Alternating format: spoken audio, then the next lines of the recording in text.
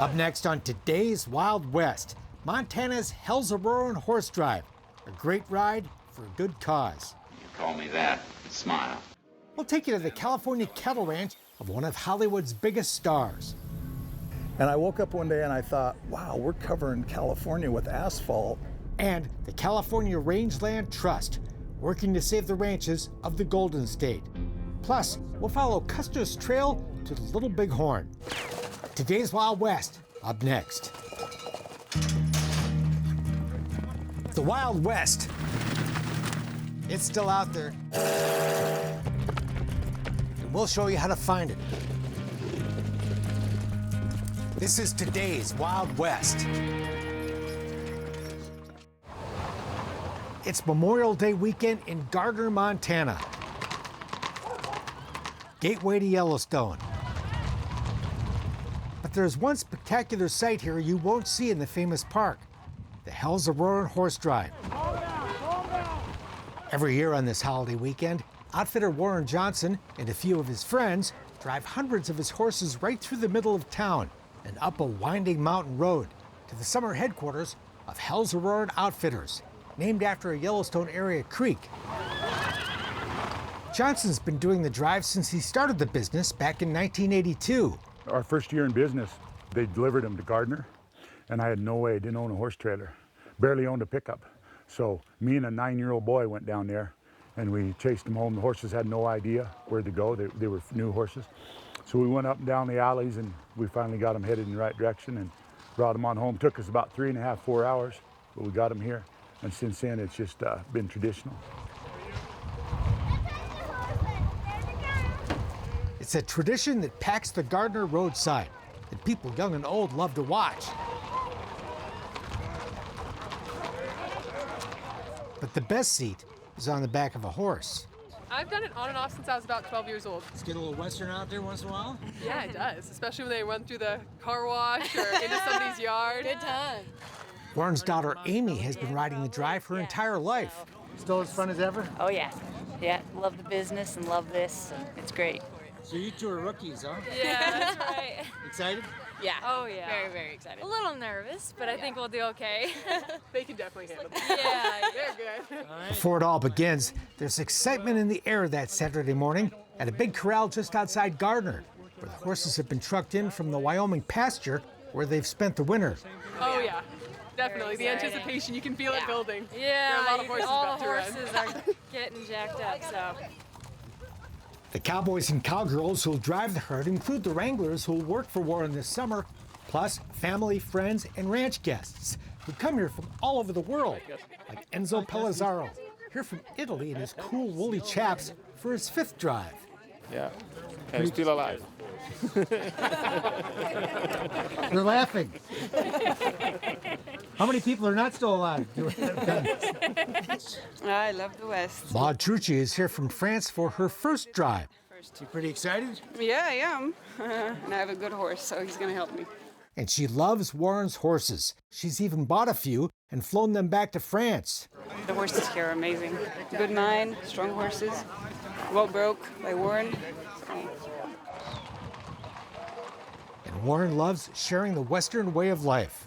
And you know, when I'm bringing that tradition to Italy, France, Brazil, people are coming over here to do that and see that. And they love our lifestyle. They think it's the greatest thing going.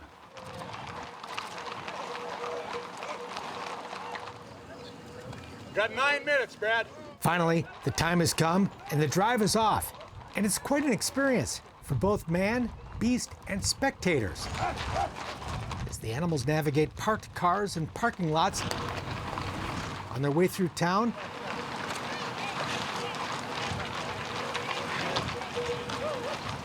then up a hill.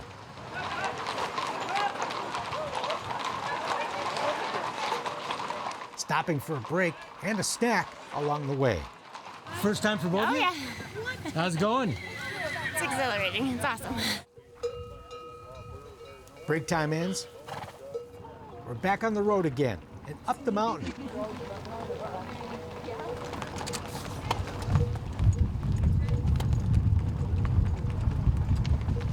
The drive trots through the tiny community of Jardine before finally reaching the ranch.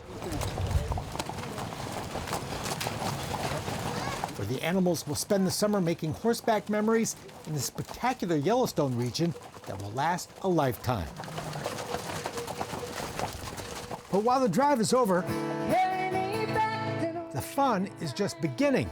2,600 For years, Warren has used the annual horse drive to throw a big Western party with dinner, music, dancing, and an auction to raise money for a good cause. Buying high-tech track wheelchairs for disabled veterans sure changed his life. and others who need them. Warren Johnson donated this to my father last year. Very, very, very kind of him. Each custom-made chair, which costs about $20,000, allows its owner to stand up, and thanks to its treads, go most anywhere. It's a cause the community turns out in a big way to support. They're raising money for a very good cause. Photographer Ron Hayworth was among the many donating items for the auction. And Bill Landers spent thousands bidding on a belt buckle. For Hell's Roaring and what they're doing, that's cheap. Warren Johnson and family, they donate their time and money. 100% of the money is going for the track chairs. It's a neat charity to support. There was more action in the nearby horse arena, where Warren saddled up a bronc to buck off the ashes of an old friend. I used to trade horses with him when I was a kid. He sold me 3 mules. I was 14 years old. It's the Western way of life, working hard, doing what you love, loving what you do, and lending a hand along the trail. I'm not giving a handout, I'm giving a hand up, and I've had a few hand ups in life, and I'd like to return the favor. And they'll do it again next Memorial Day weekend. Up next, what happened before the most famous battle of the Old West? We'll take you on the trail to the Little Bighorn, just ahead. There's an endless fascination with the Old West battle known as Custer's Last Stand. Hundreds of thousands of people visit the Little Bighorn Battlefield National Monument every year, where General George Custer and much of his 7th Cavalry were wiped out by Sioux and Cheyenne warriors. But there's a much bigger story beyond the battlefield you can now see along the back roads of southeast Montana. This is Custer's campsite, June 22nd. It's like a fascinating roadside history book on an often overlooked but crucial part of Custer's Last Stand. The 7th Cavalry arrived here about 4 o'clock in the afternoon. Free for anyone to see who's willing to pull off the busy interstate. There was a lot of Indian activity that they were seeing on the north side of the Yellowstone. Lieutenant James Bradley, Chief of Scouts, proceeded up this drainage right here. This is Butte Creek drainage. And eventually you're going to get to the high ground there. Those are called the Rosebud Buttes. Along the region's county highways and back roads, you'll discover 19 new roadside markers telling the story of the trail to the Little Bighorn, the significant events leading up to and immediately following the most famous battle of the Old West. Essentially, it's an invitation to get off the interstate and follow these little 2-lane roads and read about Montana history. Custer was also ordered. The new markers are the work of retired educators Ellis Perry and Dennis Kapitsky. We are sitting on a gold mine as far as the Custer junkies are concerned. This area's peaceful country roads belie the dramatic history that took place here nearly 150 years ago. The events leading up to and in the aftermath of the Custer battle were as interesting as the battle itself.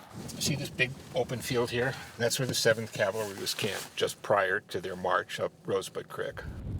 There are still mysteries, like the fate of 7th Cavalry Trooper Nathan Short, sent on a scouting mission before the battle by Custer and never seen again. The remains of a soldier were found miles away months later, where a small memorial was erected in 1886. There's some controversy as to who it actually is. The point is that many cavalrymen, troopers died lonely deaths. It was a tough place to live.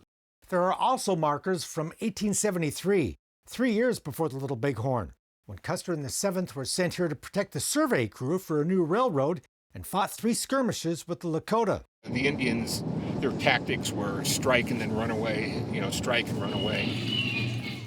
Custer felt, and the officer corps to a man felt that the Indians would run away the first time somebody in a blue uniform showed up. Well, that didn't happen at the Little Bighorn. Southeast Montana also has a wealth of small-town museums with their own historic treasures. There's small museums in virtually every small community that you visit. Forsyth has a very nice museum. Hysham, there's a small museum there. It's all fascinating stuff. Interesting story. These three guys are out hunting.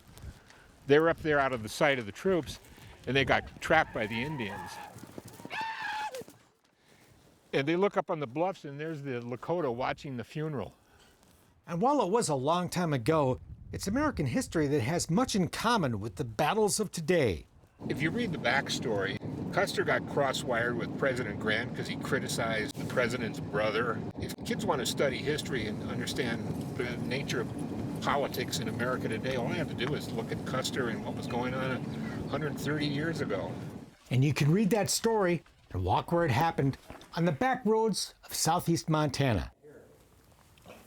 This is White Swan's 1873 Springfield carbine. One of the area's small-town museums is the Custer Battlefield Museum.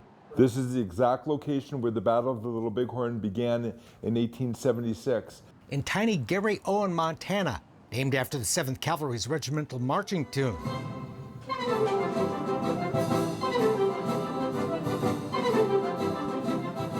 Before you even step inside, you'll see the tomb of an unknown soldier containing the remains of a trooper found during a road construction project in early 1926. That June, battle survivors shook hands and actually buried a hatchet as they dedicated the tomb during ceremonies marking the 50th anniversary of the battle.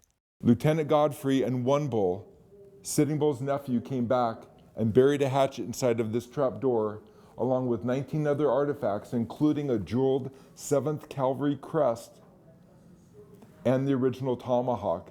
And that's where the term burying the hatchet originated. Inside the museum, you'll see a pistol owned by Captain Tom Custer.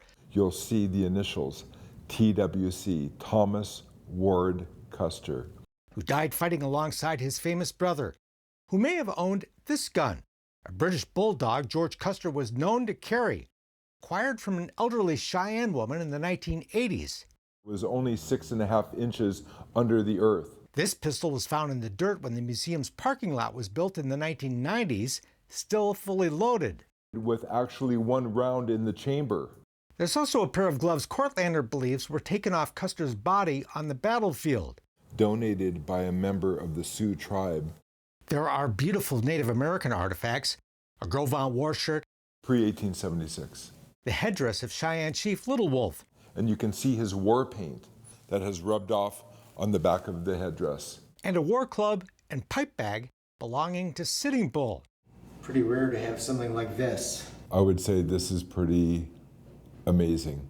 Plus, Sitting Bull's contract to appear in Buffalo Bill Cody's Wild West show. Sitting Bull is to have his sole right to sell his photographs and autographs. Sitting Bull and Custer were among the many notables of the day captured on film by frontier photographer David F. Berry. This is Rain in the Face.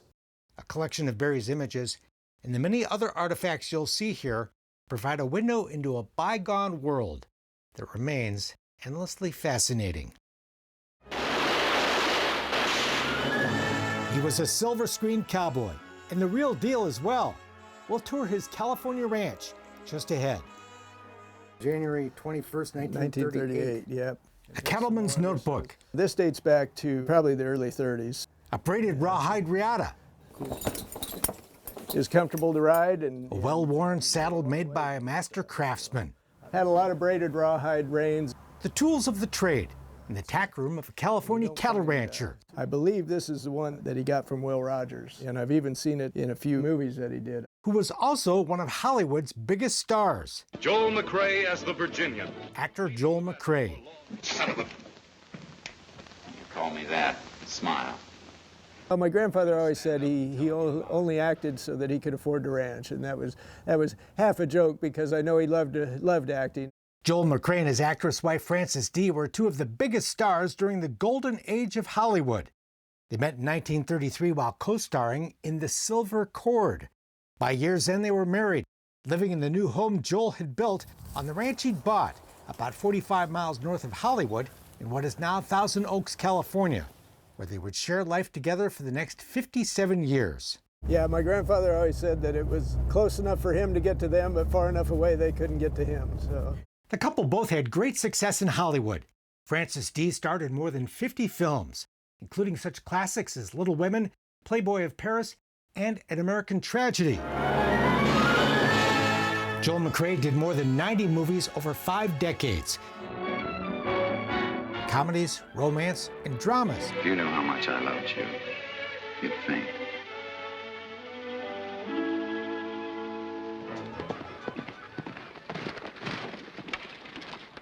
Sorry if I'm late, folks. But he felt most at home in Westerns. Thanks. And after 1946, with one exception, they were the only movies he made, including 1948's Four Faces West, the last of 4 films he co-starred in with Francis D. Early in his career, Joel made 2 pictures with Hollywood's biggest star of the 1930s, Will Rogers, who became a close friend and mentor. Will asked him, what are you going to do with the money you're making from motion pictures? And my grandfather said, well, I hope to buy a ranch someday. And Will said, don't wait for someday. He said, you'll end up like all these other actors. You'll buy a big car and you'll cruise up and down Hollywood Boulevard and you'll have nothing left to show for it. So he's the one that kind of gave him the advice that if you're going to buy land, buy it now. He said they're not making any more of it. It didn't take much persuasion. Joel McCrea had long dreamed of owning a ranch. Born in 1905, he learned to ride horses growing up in Hollywood, at a time when road crews still used horses to grade a new road called Hollywood Boulevard. Later, he would study acting at Pomona College under a very encouraging professor. His drama instructor was the one that said, you've got some talent and you've got good looks and you might be able to afford that ranch a little sooner in life if you try acting. And so that's really kind of what pushed him into acting, and it worked out pretty well. Joel and Francis enjoyed the best of both worlds: the perks, pay, and prestige of the movie business, and the ranching life in the country where they could raise their 3 sons far from the influence of Hollywood. The ranch would grow to 2,400 acres. The McCreas gave some of that land to 2 colleges, a wildlife refuge, a YMCA, and a Boys and Girls Club, donations totaling well over 100 acres. Most of the rest became what is today the city of Thousand Oaks. But a remnant remains of nearly 300 acres, including ranch buildings and the McCrea home, where Francis and Joel lived their Western dream, while welcoming such friends as Gary Cooper and Katharine Hepburn. And today the ranch is listed on the National Register of Historic Places. It's great to be able to keep the tradition alive, you know. I mean, there's been horses and McCreas on this property for 82 years and horses for longer than that. Joel passed away in 1990, Francis D. in 2004, and the McCrea family wanted to preserve not only the Hollywood history of these 2 famous stars, but also a ranching way of life that has vanished in much of Southern California. So much of it has been torn down. There's very, very little left that actually kind of shows that particular time period in history. And this ranch has pretty much been unchanged. Today, the property has been donated to the local park district and is open to the public for tours on a limited basis. But to be able to share that history with the general public, and especially today's young people, because they really don't understand the history of farming and ranching or where food comes from. So those kind of things are the main driving force for what we're trying to do here today. And that's why in 2011 we built the little visitor center here. The visitor center tells the story of this famous Hollywood couple who found fame and glory in the movies and lived the cowboy and ranching life far away from the spotlight. Bill, you want to do it for 900? The McCrea Ranch Foundation is working to restore the property and hosts periodic fundraisers at the ranch, which is also available for weddings and other special events. There are still those in Hollywood who love Westerns, and you'll often see those actors, stuntmen, and others connected to the business at McCrea Ranch events, like John Wayne's granddaughter. They definitely knew each other. I think my grandfather had a huge crush on Francis D. The Duke and Francis D. co-starred in the 1941 film A Man Betrayed. To save this for the children of this area, it's one of the things that touches my heart. So I'm happy to help Wyatt raise money to preserve this ranch out here. John Wayne memorabilia was among the items auctioned off at the annual Cowboy Cookout. Thank you for joining us tonight. A chance for the public to enjoy dinner, entertainment, and tours of the ranch. Well, I think it's for a very worthy cause. I mean, for 2 people who've given us so much, Mr. McCrea, and I have a 92-year-old mother who loves Westerns, and she watches them all the time, and some of them are Joel McCrea. Cowboy Cookout is the one and only time that the home of Joel McCrea and Frances Z is open to public tours. It's fascinating to get a look at the home life of these Hollywood stars. That was the state of the art in the 30s. And this one's kind of cool. The bell still goes. That's the way you'd get the operator. I grew up in Thousand Oaks. It's my 56th year here. I didn't even know this was here. I felt like I was living here with them. They were just out of town, and I just came in, and you've got all the little memorabilia in there and the personalized little plates in the kitchen, and it's just really sweet. For those who love the movies, the cowboy life, or both, McCrea Ranch is a beautiful place to see with a fascinating story that's now a part of California and Western history. You certainly feel their presence, there's no question about that. But for Wyatt, it's all very personal.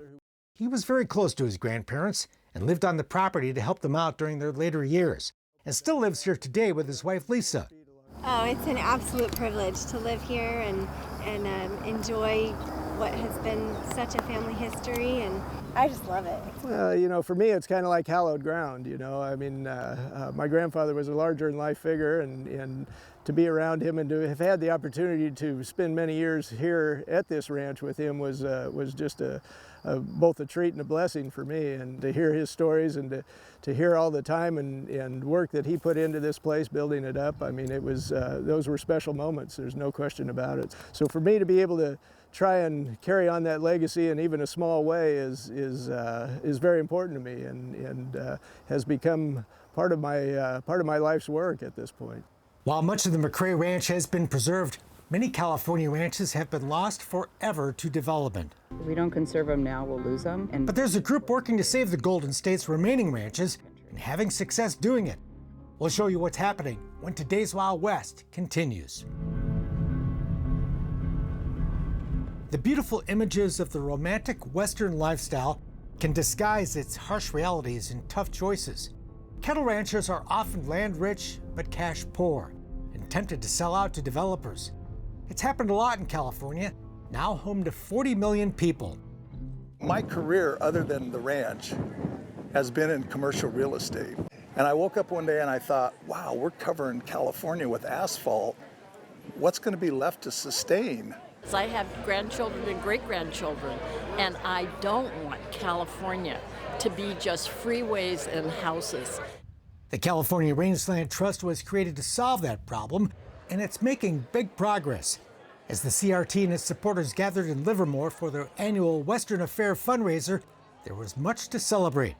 Since its founding in 1998, the CRT has saved more than 340,000 acres of California ranch land. Well, I like to put it in terms of square miles because it's a more impressive number. We've preserved over 500 square miles of land, and that's twice as big as the city of San Francisco. The CRT has produced a number of short films telling their story and explaining their work. For the last 30 years, like most ranchers in California that are trying to survive, I have seen some absolutely gorgeous, high-functioning farms and ranches in Northern California that have been split apart and sold and developed and are no longer working landscapes. Because California has been growing so fast, we're losing ranch lands very rapidly to development. And once the land is converted to other uses, it doesn't go back. The Trust rescues ranches from development by offering conservation easements. Conservation easements in the West are relatively new, but they're extremely effective because it allows the people who have been taking care of the land to stay on the land. The land is appraised as a cattle ranch, and then it's appraised as what it could be other than a cattle ranch. And then that difference is what we try to achieve in a payment to the rancher to get the easement. In exchange, the rancher agrees to never develop the property, and the CRT, run by ranchers, makes sure that agreement is kept. The money enables a working cattle ranch to remain economically viable, allowing the ranch family to remain on the land and continue ranching for generations to come. We feel grateful that this ranch will never have lights, it will never have homes, it will never have a golf course. It will be a working, open landscape The reason that it's important to keep private landowners on the land is because they care so deeply about the land. They've been there for generations. They understand it. Public land managers have a different vision sometimes. For us, it's 1,000 acres. When you get down to the granularity of knowing how to manage your 1,000 acres, it's hard for somebody that runs a very large organization to understand. Private ranch lands are also home to wildlife and watersheds, the source of drinking water for urban populations. You drive along the freeway and you see open space and you see all this clean air and clean water. That's provided by ranch owners and farmers. We both support the California Rangeland Trust because we believe in everything that the California Rangeland Trust does. We need to save these kinds of beautiful environmental places for our children. Otherwise, everything's going to get developed. There's going to be houses on every square mile of land up and down the whole state of California. There is still much to do, but on this evening, there was also much to celebrate. I can honestly say this process has enriched my life and given me such hope. Including the preservation of Sagehorn Russell Ranch. And my goal of protecting the land my parents entrusted with me is now a permanent reality. Plus, by preserving ranches, you're preserving ranching communities. Well, I love the land and I love the legacy, but I especially love the people. Because people that are connected with the land are just the salt of the earth. They care deeply, often have been there for generations, and we're helping them, and they really want to help the state of California. That's it for now. We're back next time with more cool stuff from today's Wild West. I'm Mark Bedore. We'll see you down the trail. For more information on the people and places featured in today's Wild West, or to order show DVDs and books, visit todayswildwest.com. Funding for Today's Wild West provided by the Leggett Foundation and the Chuck Wagon Trail Riders Foundation.